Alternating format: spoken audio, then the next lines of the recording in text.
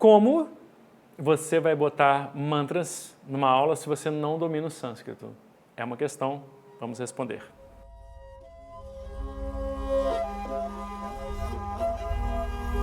Isso é uma coisa que eu ouço pra caramba, sabia? Principalmente quando eu faço um anúncio, por exemplo, vou dar uma aula de mantras, né, presencial. E a pessoa fala assim, cara, será que eu não tenho que falar sânscrito antes para eu entender o que eu estou cantando? Eu falo, esse é o típico pensamento que parece fazer sentido, mas na verdade ele não faz o menor. Sabe por quê? O sânscrito é uma língua super, super, super complexa. É uma língua que usa declinação tão diferente da nossa. Google é em declinação, se você não sabe o que é. São 8 casos de declinação, dependendo da função sintática ali na palavra, na frase. Um vocabulário imenso, imenso, né? Cada deidade tem uma lista de 1008 nomes, né? Como célebre mantra, Vishnu Sahasranama significa os 1000 nomes de Vishnu. É um vocabulário muito extenso, uma língua muito complexa, 2 formas de você flexionar verbo em muitos tempos verbais, enfim, absurdo. Isso tudo para dizer o quê? Se você ficar esperando aprender sânscrito para aprender mantras, esse processo realmente vai demorar anos, literalmente anos, certo? Então qual que é o truque?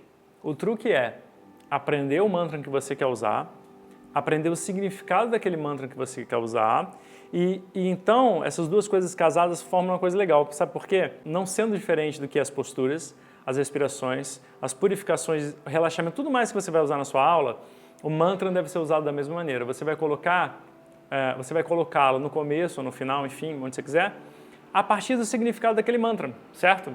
É assim que se usa o mantra. Você tem que saber o que ele significa para você começar. Então, por exemplo, existem mantras super bonitinhos, né, que aí as pessoas cantam às vezes no início de suas aulas, mas de repente pode ser um mantra, né, usado para purificar a água, pode ser um mantra que abençoa as refeições, pode ser um mantra que, né, é referente a Dhanvantari, que é da saúde, né, é o deus do Ayurveda, digamos assim, que carrega, né, nas suas mãos o néctar da imortalidade. Os mantras são bonitos, mas será que tem cabimento colocar no início de uma aula de yoga? Então esse é o principal, se você conhece o mantra, se você treinou o mantra, se você sabe o significado daquele mantra, então você tem já propriedade para usar aquele mantra onde ele deve ser usado. Esse que é o ponto, na verdade, né?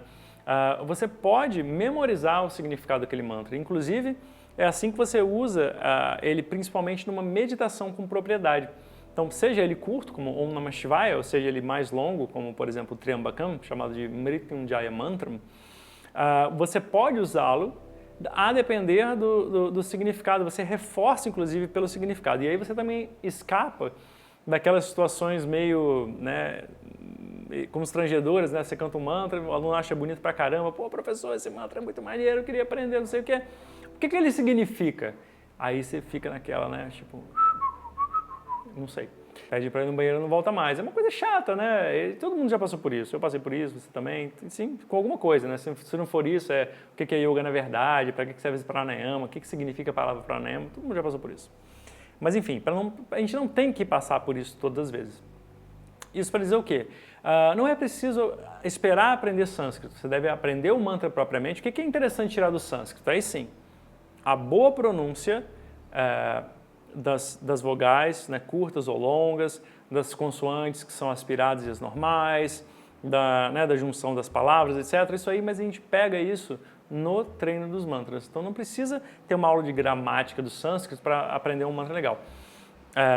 Inclusive eu conheço várias pessoas super que sabem cantar, às vezes tem mantras imensos, né? Nem sabe o significado dele inteiro, que realmente é muito imenso, mas canta ele muito bem propriamente e tem uma gramática de sânscrito muito ruim. Essas coisas, por incrível que pareça, elas não estão conectadas e assim, graças a Deus que elas não estão conectadas, porque aprender gramática de sânscrito para uma tradução assim, né, como o inglês, né? Sânscrito não é como o inglês, é uma coisa bizarra. É muito difícil. E sem uma prática realmente oral de ter alguém para conversar, cara, é simplesmente impossível. Hoje em dia, eu teria que dizer que ou você aprende sânscrito, né, para tradução, é o mais normal, né? Foi assim que eu aprendi, né, para traduzir coisas, mas para travar diálogo é completamente diferente, completamente diferente. Inclusive o vocabulário vai ser diferente. Isso é o quê? Um encorajamento. Não espere aprender sânscrito. Ache alguém que sabe o mantra que você quer aprender e manda bala. E aí, com o significado na mão, com uma boa pronúncia, com o mantra treinadinho, você pode colocar onde você quiser, onde ele for mais útil, na verdade, segundo o seu significado, né? Então, mantras para Ganesha, mantras para Saraswati, deusa do conhecimento, para Dakshinamurti, que simboliza o primeiro professor, isso tudo cabe no começo da aula. Invocações de paz, no começo ou no final. Não, às vezes a gente conhece várias invocações de paz. Então, vale a pena investir nisso, procurar entender um mantra, falar o mais corretamente possível que estiver ao teu alcance e vai dar tudo certo.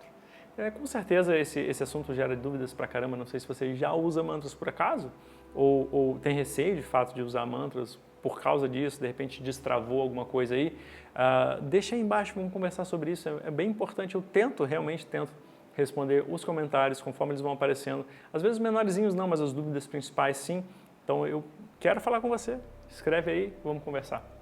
Hari Om.